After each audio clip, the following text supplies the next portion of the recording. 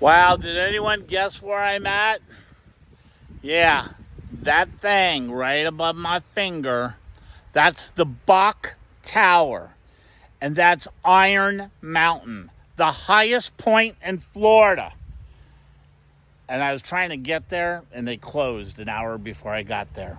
So if you put Bach Tower, one, you're amazing, because I never heard of it. And two, you're the winner. Hey, everyone.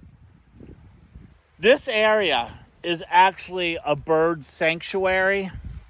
And this guy named Bach, back in 1920, built that. It's huge. And I really wanted to see it. So, sorry.